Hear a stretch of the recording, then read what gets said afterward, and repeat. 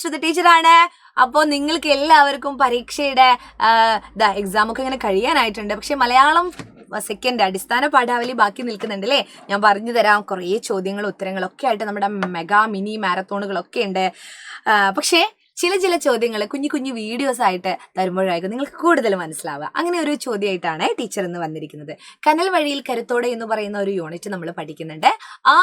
അതിൽ തന്നെ നമ്മളൊരു പാഠം എരുത്തിയിൽ ഉയിരോടെ എന്ന് പറയുന്ന ഒരു പാഠം പഠിക്കുന്നുണ്ട്. നല്ല രസമുള്ളൊരു കഥയാണ് അല്ലേ? ഒരു ഗ്രീക്ക് കഥയെ മലയാളി പുനരാഖ്യാനം ചെയ്തതാണ്. നമ്മളത് പഠിക്കുന്നുണ്ട്, ആരൊക്കെയാണ് ഇതിലുള്ളത് എന്നുള്ളത്. അപ്പോൾ ഇതിൽ ഓരോരുത്തരുടെയും പ്രത്യേകതകൾ നമ്മൾ പഠിക്കേണ്ടതായിട്ടുണ്ട്. കഥാപാത്രങ്ങളുടെ അതിനെക്കുറിച്ച് നമുക്ക് എഴുതാൻ വരുന്നുണ്ട്. കഴിഞ്ഞ പരീക്ഷാ പേപ്പറൊക്കെ നോക്കിയപ്പോൾ ടീച്ചർക്ക് അതാണ് മനസ്സിലാക്കാൻ പറ്റിയത്. സോ ഇത് അങ്ങനെയാണ്. അതിലുള്ള 3 പ്രധാന കഥാപാത്രങ്ങളെ കുറിച്ചാണ് ഞാൻ ഇന്ന് നിങ്ങളോട് പറയാൻ പോകുന്നത് കേട്ടോ. അതിന് മുൻപായിട്ട് നമ്മുടെ 6ാം ക്ലാസ്സിലേക്കാണ് നിങ്ങൾ ഇനി പോകുന്നത്. സോ ഇവിടെ ഒരു ബാച്ച് വജ്ര എന്ന് പറയുന്ന ബാച്ചിന്റെ 10% ഓഫറോട് കൂടി നിങ്ങൾക്ക് ഇത് സ്വന്തമാക്കാൻ പറ്റുന്ന ഒരു എജുഫെസ്റ്റ് ഓഫറും കൂടെ ഇവിടെ നടക്കുന്നുണ്ട്. എജുഫെസ്റ്റ് ഓഫർ 10% ആണ്. പിന്നെ മാത്രമല്ല ഒരു watch, smart watch give away ആയിട്ട് ലഭിക്കാനുള്ള ഒരു ഓപ്പർച്യൂണിറ്റിയും കൂടിയുണ്ട്. ഏപ്രിൽ 1st വീക്കിൽ ഈ ഒരു ഓഫർ എൻഡ് ചെയ്യും. ഇവിടെ നിങ്ങൾക്ക് ആവശ്യമുള്ള തരത്തിൽ ബേസ് പ്ലാന്, ഇൻഫിനിറ്റി പ്രോ എന്ന് പറയുന്ന ഒരു പ്ലാനും കൂടെ ഉണ്ട്. മക്കളെല്ലാവരും എന്ത് ചെയ്യുക, ഇത് നോക്കുക. ഡെയിലി ലൈവ് റെക്കോർഡഡ് ക്ലാസ്സുകളാണ്. അതുപോലെ തന്നെ PYQ ക്വസ്റ്റ്യനും യൂണിറ്റ് ടെസ്റ്റും ഒക്കെയുള്ള നല്ലൊരു ബാച്ചാണ് ബേസ് പ്ലാൻ എന്ന് പറയുന്നത്. ഇനി ഇൻഫിനിറ്റിന്റെ പ്രത്യേകത എന്താ? ഇൻഫിനിറ്റിയിലാണെങ്കിൽ നിങ്ങൾക്ക് എന്ത് കിട്ടും? ഒരു പേൾ വീഡിയോ നിങ്ങൾക്ക് എക്സ്ട്രാ കിട്ടും. അതായത് ഓരോ ചാപ്റ്ററിന്റെയും ഓരോ യൂണിറ്റിന്റെയും പേൾ വീഡിയോസ് ആയിട്ട് അവിടെ റെക്കോർഡ് ചെയ്ത് വെച്ചിട്ടുണ്ടാവും. ഇനി ഇൻഫിനിറ്റി പ്രോ എന്ന് പറയുന്ന ഒരു ബാച്ചിലാണെങ്കിൽ അതിലൊരു ഫാൽക്കൺ എൻട്രൻസ് ഒക്കെ എഴുതുന്ന മക്കളാണെങ്കിൽ ഫാൽക്കൺ എന്ന് പറയുന്ന ഒരു ബാച്ച് നിങ്ങൾക്ക് അവിടെ കിട്ടും. എൻട്രൻസ് എഴുതുന്ന കുട്ടികൾക്ക് സയൻസിൽ നല്ലൊരു ബേസ് വേണം അല്ലേ? സയൻസും മാത്സും ഒക്കെ. അപ്പോൾ അതിൻ്റെ ഇപ്പോഴേ നിങ്ങൾക്ക് ഒരു അടിത്തറ പാകാൻ വേണ്ടിയിട്ട്, ഒരു ഫൗണ്ടേഷൻ തരാൻ വേണ്ടിയിട്ടുള്ള ഒരു ബാച്ചാണ് ഫാൽക്കൺ എന്ന് പറയുന്നത്. അതിൻ്റെ ആക്സസും കൂടി കിട്ടുന്നതാണ് ഇൻഫിനിറ്റി പ്രോ എന്ന് പറയുന്നത്. ആരും ലേറ്റ് ആക്കരുത്. ഈ ഒരു 9995400800 എന്ന് പറയുന്ന നമ്പറിൽ നിങ്ങൾ എന്ത് ചെയ്യുക, കോൺടാക്ട് ചെയ്യുക. എന്നിട്ട് നമ്മുടെ ബാച്ചിലേക്ക് പെട്ടെന്ന് തന്നെ ജോയിൻ ചെയ്യാം കേട്ടോ. ആരും മിസ്സാക്കരുത്. സോ ഞാൻ ഇന്ന് പറയാനുള്ള കാര്യം ഞാൻ പറയാം. എരുത്തിയിൽ ഉയിരോടെ എന്ന് പറയുന്ന ചാപ്റ്ററിൽ സൈക്കോ, ഇറോസ് ദേവൻ, അഫ്രോഡിറ്റി ദേവിയുണ്ട്, ഡിമിറ്റർ വസന്ത ദേവതയുണ്ട്. ഡിമിറ്റർ വസന്ത ദേവത ഞാൻ ഇന്ന് പറയുന്നില്ല. സൈക്കോ, ഇറോസ് ദേവൻ, അഫ്രോഡിറ്റി ദേവി, ഇവരുടെ 3 പ്രത്യേകതകൾ ഞാൻ ഇന്നൊന്ന് പറയാം. നിങ്ങളോടത് സ്വന്തം എഴുതാൻ പറയാറുണ്ട്, അതുകൊണ്ടാണ് കേട്ടോ. അപ്പോൾ സൈക്കേ എന്ന് പറയുന്ന ഞാൻ സൈക്കോ എന്നാണോ പറഞ്ഞത്? അയ്യോ എൻ്റെ ദൈവമേ, എന്നെ അങ്ങനെയൊന്നും വിളിക്കില്ല കേട്ടോ. ഇവിടെ ഓൾറെഡി ഒരു സൈക്കോ മിസ് ഉണ്ട്. സൈക്കേ എന്ന് പറയുന്ന പെൺകുട്ടി ഭർത്താവിനെ തേടി നടക്കുന്നതിനെ പറ്റിയാണ് അല്ലേ? ഗ്രീക്ക് പുരാണ കഥകളിലുള്ള ഒരു പെൺകുട്ടിയാണ് സൈക്കെ. അങ്ങനെ എഴുതാലോ.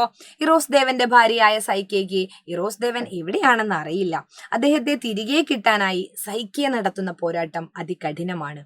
ആരും തുണയില്ലാതെ അലഞ്ഞു നടക്കുന്ന സൈക്കയെ ഡിമിറ്റർ എന്ന വസന്ത ദേവത സഹായിക്കുന്നു. ഇറോസ് ദേവന്റെ അമ്മയായ അഫ്രോഡിറ്റി ദേവിയുടെ അടുത്തുണ്ട് അല്ലേ എന്ന വിവരം സൈക്കയ്ക്ക് പറഞ്ഞു കൊടുക്കുന്നു. ആര്? വസന്ത ദേവത അമ്മേന്റെ അടുത്താണ് ഉള്ളത് അല്ലെ?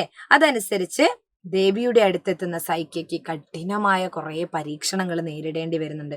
അതെന്തൊക്കെയാണെന്ന് നമുക്ക് ലൈവ് മാരത്തോണിൽ പറയാട്ടോ. എല്ലാം സഹിച്ച് സ്വന്തം ഭർത്താവിനെ നേടിയെടുക്കുന്ന സ്നേഹമയ്യായ പെൺകുട്ടിയാണ് ആര്? സൈക്കെ എന്ന് പറയുന്നത്. എല്ലാം സഹിച്ച് സ്വന്തം ഭർത്താവിനെ നേടിയെടുക്കുന്ന സ്നേഹമയ്യായ പെൺകുട്ടിയാണ് സൈക്കെ. കിട്ടിയല്ലോ. ഇനി ഇറോസ് ദേവൻ, ഗ്രീക്ക് പുരാണ കഥകളിലെ ദേവനാണ് ഇറോസ് ദേവൻ. ഇറോസ് ദേവൻ വിവാഹം ചെയ്തിരിക്കുന്നത് സൈക്കെ എന്ന പെൺകുട്ടിയാണ്. എന്നാൽ ചില സാഹചര്യങ്ങൾ കൊണ്ട് ഇറോസ് ദേവന് സൈക്കയെ വിട്ടുപോകേണ്ടി വരികയും പൊള്ളലേറ്റ് സ്വന്തം അമ്മയുടെ കൂടെ താമസിക്കേണ്ടി വരികയും ചെയ്യുന്ന നിസ്സഹായനായ കഥാപാത്രമാണ് ഇറോസ് ദേവൻ. പക്ഷേ തനിക്ക് വേണ്ടി യാതനകൾ സഹിച്ച സൈക്കയെ പറ്റി അറിഞ്ഞ ഇറോസ് ദേവൻ ഭാര്യയ്ക്കരികിലേക്ക് ഓടിയെത്തുന്നു. ഇത് അദ്ദേഹത്തിന്റെ സ്നേഹത്തെയും നന്മയെയും എടുത്തു കാണിക്കുന്നു. ഇത്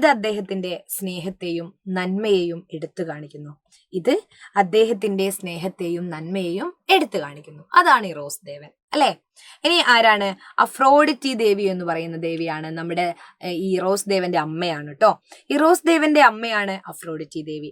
മുൻകോപക്കാരിയായ ദേവി തന്റെ മകന്റെ ഭാര്യയായ സൈക്കിയോട് കാണിക്കുന്ന ക്രൂരതകൾ വളരെ ദയനീയമാണ്. സ്വന്തം ഭർത്താവിനെ ഒരു നോക്ക് കാണാൻ പോലും മകളെ അനുവദിക്കാതെ അതികഠിനമായ പരീക്ഷണങ്ങൾ അടിച്ചേൽപ്പിക്കുന്ന ദുഷ്ടയായ കഥാപാത്രമായിട്ടാണ് ദേവിയെ നമുക്ക് നോക്കിക്കാണാനാവുന്നത് അല്ലെ. അപ്പോ അമ്മ ആരാണ്? ഇറോസ് ദേവന്റെ അമ്മ, സൈക്കയുടെ അമ്മായി അമ്മയാണ് അല്ലെ, ഭർത്താവിന്റെ അമ്മയാണ് അഫ്രോഡിറ്റി ദേവി. കുറേ ദുഷ്ടത്തരം കാണിക്കുന്നുണ്ട്. അതൊക്കെ നമുക്ക് കൃത്യമായിട്ട് മനസ്സിലാക്കാം. അപ്പൊ എന്റെ കുട്ടികൾ എന്ത് ചെയ്യുക? നല്ല മക്കളായിട്ട് നമ്മുടെ ലൈവ് ക്ലാസ്സുകളിലൊക്കെ വരാം. ഞാൻ പറഞ്ഞ കാര്യം മറന്നു പോകരുത്. എന്താണ്? നമ്മുടെ വജ്ര ബാച്ചിലുള്ള ഓഫർ, സ്മാർട്ട് വാച്ച് 10% ഓഫർ, പ്രത്യേകതകൾ ഒക്കെ മനസ്സിലാക്കിക്കൊണ്ട് ഈ ഒരു നമ്പറിൽ നിങ്ങൾ കോൺടാക്ട് ചെയ്യാം കേട്ടോ. So by.